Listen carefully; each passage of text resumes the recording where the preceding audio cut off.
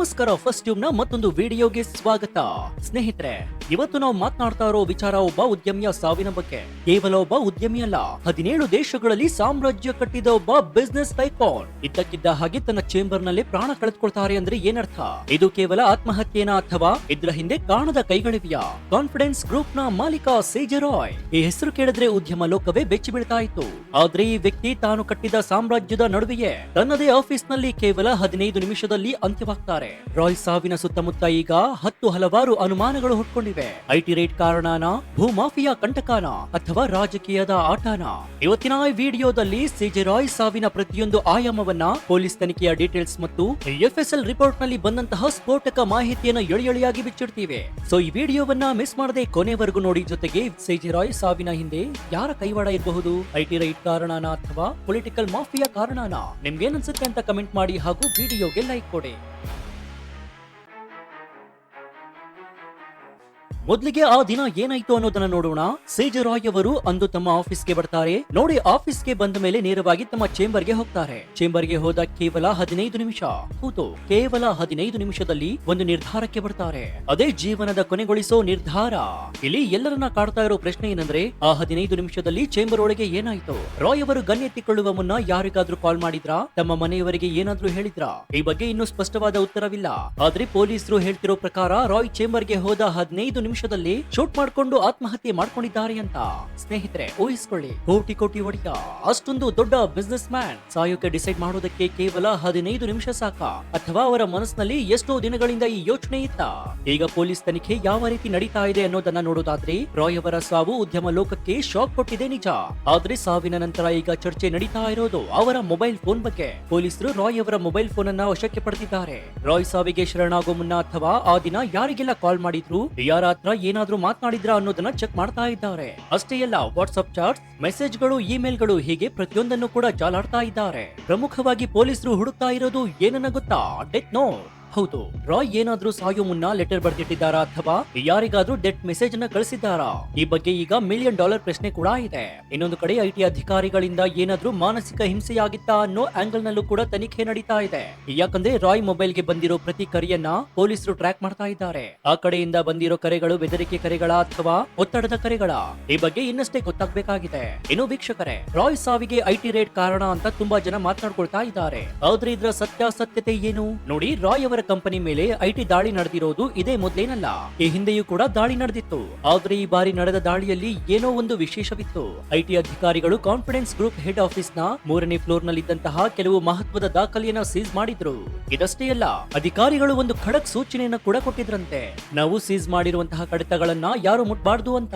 ಹೇಗಿರೋ ಅನುಮಾನ ಏನಂದ್ರೆ, ಸೀಸ್ ಮಾಡಿದ ಕಡತಗಳನ್ನ ಮುಟ್ಟಿದ್ದೆ ರಾಯ್ ಪಾಲಿಗೆ ಕಂಟಕವಾಯ್ತಾ? ಆ ಫೈಲ್ ಗಳಲ್ಲಿ ಅಂತಹದ್ದೇನಿತ್ತು? ಕೋಟಿ ಹಣ ಗಳಿಕೆ ಮಾಡಿದ ರಾಯ್ಗೆ ಆ ಫೈಲ್ ಬಗ್ಗೆ ಯಾಕೆ ಅಷ್ಟು ಭಯ? ಪ್ರಾಥಮಿಕ ತನಿಖೆಯಲ್ಲಿ ಇದು ಆತ್ಮಹತ್ಯೆ ಅಂತ ಕನ್ಫರ್ಮ್ ಆಗಿದೆ. ಆದ್ರೆ ಆತ್ಮಹತ್ಯೆಗೆ ನಿಖರ ಕಾರಣ ಏನು ಅನ್ನೋದು ಮಾತ್ರ ಇನ್ನೂ ಕೂಡ ನಿಗೂಢವಾಗಿದೆ. ವಿಚಾರಣೆಗೆ ಅಂತ ಐಟಿ ಮುಂದೆ ಬಂದಾಗ ರಾಯ್ ಬಳಿ ಪಿಸ್ತೂಲ್ ಇತ್ತು. ಇದು ಐಟಿ ಅಧಿಕಾರಿಗಳ ಗಮನಕ್ಕೆ ಬಂದಿರಲಿಲ್ವಾ? ಈ ಪ್ರಶ್ನೆ ಕೂಡ ಈಗ ಚರ್ಚೆಯಾಗ್ತಾ ಇದೆ. ಇನ್ನು ಕಥೆ ಇಲ್ಲಿಗೆ ಮುಗಿಯೋದಿಲ್ಲ. ರಾಯ್ ಸಾವಿನ ಹಿಂದೆ ಭೂಮಾಫಿಯಾ ಅಥವಾ ಅಂಡರ್ ವರ್ಲ್ಡ್ ಕೈವಾಡ ಇದೆಯಾ ಅನ್ನೋ ಅನುಮಾನ ಕೂಡ ಈಗ ಬಲವಾಗ್ತಾ ಇದೆ. ರಾಯ್ ಅವರು ಕೇವಲ ಬೆಂಗಳೂರು ಅಷ್ಟೇ ಅಲ್ಲ, ಕೇರಳದಲ್ಲೂ ರಿಯಲ್ ಎಸ್ಟೇಟ್ ಬಿಸ್ನೆಸ್ ಅನ್ನ ಮಾಡ್ತಾ ಇದ್ರು. ಕೇರಳದಲ್ಲಿ ತಮ್ಮ ಸಾಮ್ರಾಜ್ಯ ವಿಸ್ತರಣೆ ಮಾಡೋಕೆ ಹೊರಟಾಗ ಅವರಿಗೆ ಅಲ್ಲಿ ಶತ್ರುಗಳು ಕೂಡ ಹುಟ್ಕೊಂಡಿದ್ರ.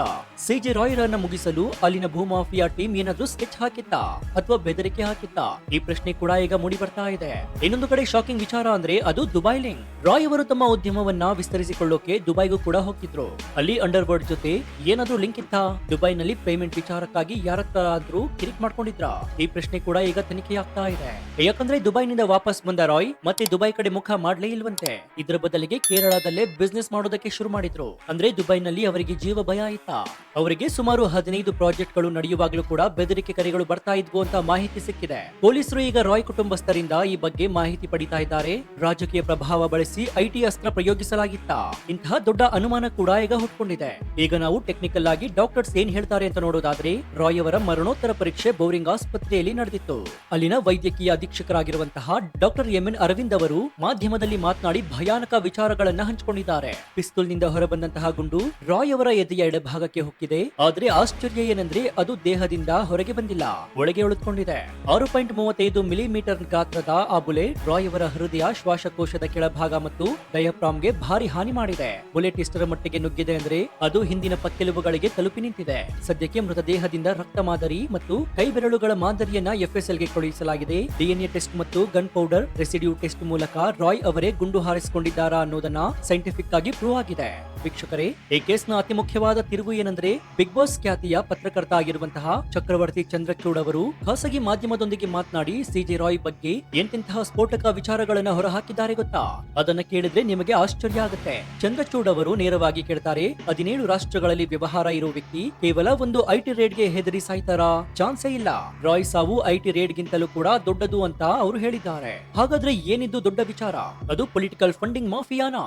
ಚಂದ್ರಚೂಡ್ ಅವರು ಹೇಳೋ ಪ್ರಕಾರ ಸಿಜೆ ರಾಯ್ ಅವರು ಹಿರಿಯ ಕಾಂಗ್ರೆಸ್ ನಾಯಕ ವೀರಪ್ಪ ಮೊಯ್ಲಿ ಅವರ ಜೊತೆ ಒಳ್ಳೆ ಒಡನಾಟ ಇಟ್ಕೊಂಡಿದ್ರು. ಕಾಂಗ್ರೆಸ್ ಪಕ್ಷಕ್ಕೆ ಎಸ್ಪೆಷಲಿ ಕೇರಳ ಮತ್ತು ಮಹಾರಾಷ್ಟ್ರದಲ್ಲಿ ಕಾಂಗ್ರೆಸ್ಗೆ ದೊಡ್ಡ ಮಟ್ಟದ ಫಂಡ್ ಕೊಡ್ತಾ ಇದ್ರು. ಗುಜರಾತ್ ಎಲೆಕ್ಷನ್ಗೂ ಕೂಡ ರಾಯ್ ಫಂಡ್ ಕೊಟ್ಟಿದ್ದಾರೆ ಅನ್ನೋ ಮಾಹಿತಿ ಇದೆ. ಚಂದ್ರಚೂಡ್ ಅವರ ಪ್ರಕಾರ ಕೇಂದ್ರ ಸರ್ಕಾರದಲ್ಲಿ ಇರೋ ಉತ್ತರ ಭಾರತದ ರಣಹದ್ದುಗಳು ಯಾರನ್ನ ಕುಕ್ಕಿ ತಿಂದಿದೆ. ಇದು Congress versus BJP fund mafia. ಇದರ ನಡುವೆ ಬಲಿಯಾಗಿದ್ದು ನಮ್ಮ ಸಿಜೆ ರಾಯ್. ಎಷ್ಟು ಗಂಭೀರವಾದ ಆರೋಪ ಅಲ್ವಾ ಇದು? ಇನ್ನು ರಾಯ್ ಬಗ್ಗೆ ಇನ್ನೊಂದು ಗಾಳಿ ಸುದ್ದಿ ಕೂಡ ಇದೆ. ಅದೇ ಹನಿ ಟ್ರ್ಯಾಪ್ ಅಥವಾ ಹೆಣ್ಣಿನ ವಿಚಾರ. ಇದ್ರ ಬಗ್ಗೆನೂ ಚಂದ್ರಚೂಡ್ ಕ್ಲಿಯರ್ ಆಗಿ ಮಾತನಾಡಿದ್ದಾರೆ. 2015ರಲ್ಲಿ ರಾಯ್ ಚಿತ್ರರಂಗಕ್ಕೆ ಬರ್ತಾರೆ. 50 ಸಿನಿಮಾ ಮಾಡ್ತೀನಿ ಅಂತ ಅನೌನ್ಸ್ ಮಾಡಿದ್ರು. ಸಿನಿಮಾ ಅಂದ್ಮೇಲೆ ಅಲ್ಲಿ ಗ್ಲಾಮರ್ ಇದ್ದೇ ಇರುತ್ತೆ. ತೆಲುಗು ಮೂಲದ ಎಷ್ಟೋ ನಟಿಯರು ರಾಯ್ ಅವರಿಗೆ ಪರಿಚಯ ಇದ್ರು. ರಾಯ್ ಅವರ ಮಿಡ್ ನೈಟ್ ಫೋಟೋ ಸೆಷನ್ಗೆ ಸಾಕಷ್ಟು ನಟಿಯರು ಕೂಡ ಬರ್ತಾ ಇದ್ರು. ಚಂದ್ರಚೂಡ್ ಅವರು ಒಂದು ಮಾತನ್ನ ಹೇಳ್ತಾರೆ, ಪಾರ್ಟಿಗೆ ಬಂದ ನಟಿಯರು ಕಾಫಿ ಕುಡಿದು ಹೋಗೋ ಬದಲು ಕಾಫಿ ಕಪ್ ಬೇಕು ಅಂತಿದ್ರು. ಅಂದ್ರೆ ರಾಯ್ ಅವರ ಶ್ರೀಮಂತಿಕೆ ನೋಡಿ ಅವರ ಹಿಂದೆ ಬಿದ್ದಿದ್ರು. ಕೆಲವರು ರಾಯ್ ಅವರನ್ನ ಬ್ಲಾಕ್ ಮೇಲ್ ಮಾಡೋದಕ್ಕೆ ಶುರು ಮಾಡಿದ್ರು ಅನ್ನೋ ಮಾತಿದೆ. ಆದ್ರೆ ಚಂದ್ರಚೂಡ್ ಹೇಳೋ ಪ್ರಕಾರ ರಾಯ್ ಅವರು ಇಂತಹದನ್ನೆಲ್ಲ ಹ್ಯಾಂಡಲ್ ಮಾಡೋದ್ರಲ್ಲಿ ಎಕ್ಸ್ಪರ್ಟ್ ಆಗಿದ್ರು. ಇದಕ್ಕಾಗಿ ಅವರು ಸೂಸೈಡ್ ಮಾಡಿಕೊಳ್ಳೋ ವ್ಯಕ್ತಿ ಅಲ್ವೇ ಅಲ್ಲ. ಚಂದ್ರಚೂಡ್ ರಾಯ್ ಅವರನ್ನ ಶುಗರ್ಲೆಸ್ ಡ್ಯಾಡಿ ಅಂತ ಕರೀತಾರೆ. ಅಂದ್ರೆ ಅವರು ಸುಮ್ಮನೆ ಹಣ ಉಡಾಯಿಸೋ ಶುಗರ್ ಡ್ಯಾಡಿ ಅಲ್ಲ, ಬುದ್ಧಿವಂತ ಆಗಿದ್ರು. ಸೊ ಹನಿ ಟ್ರ್ಯಾಪ್ ಕಾರಣಕ್ಕೆ ಅವರು ಸತ್ತಿಲ್ಲ ಅನ್ನೋದು ಚಂದ್ರಚೂಡ್ ಅವರ ವಾದ. ಒಂದ್ ಕಡೆ ಐಟಿ ದಾಳಿಯ ಒತ್ತಡ, ಇನ್ನೊಂದು ಕಡೆ ಭೂ ಮಾಫಿಯಾದ ಬೆದರಿಕೆ, ಮತ್ತೊಂದು ಕಡೆ ಪೊಲಿಟಿಕಲ್ ಫಂಡಿಂಗ್ ನ ಸುಳಿಯಲ್ಲಿ ಸಿಲುಕಿದ್ರ ರಾಯ್. ಅಥವಾ ಚಂದ್ರಚೂಡ್ ಹೇಳೋ ಪ್ರಕಾರ ರಾಯ್ ಬೇರೆ ದೇಶದ ಸಿಟಿಜನ್ಶಿಪ್ಗೆ ಅಪ್ಲೈ ಮಾಡಿದ್ದು ಈ ದೇಶ ಬಿಟ್ಟು ಹೋಗೋಕೆ ಪ್ಲಾನ್ ಮಾಡಿದ್ದೆ ಅವರಿಗೆ ಮುಳುವಾಯ್ತಾ? ಈಗಿನ ಕಾಲದಲ್ಲಿ ಯಾರಿಗೆ ಹಣ ಕೊಟ್ಟಿದೀವಿ ಅಂತ ಯಾರು ಕೂಡ ಡೈರಿಯಲ್ಲಿ ಬರೆದಿರೋದಿಲ್ಲ. ಎಲ್ಲ ಶೇರ್ ಮತ್ತು ಸೆಕೆಂಡ್ ಲೈನ್ ಎಕಾನಮಿಯಲ್ಲಿ ಇರುತ್ತೆ. ಹಾಗಾಗಿ ಸಾಕ್ಷಿ ಸಿಗೋದು ಕೂಡ ಕಷ್ಟ. ರಾಯ್ ಸಾವು ಕೇವಲ ಒಬ್ಬ ವ್ಯಕ್ತಿಯ ಸಾವಲ್ಲ, ಇದು ಬಿಸ್ನೆಸ್, ಪೊಲಿಟಿಕ್ಸ್ ಮತ್ತು ಮಾಫಿಯಾ ಕೂಡಿದ ಒಂದು ಕರಾಳ ಅಧ್ಯಾಯ.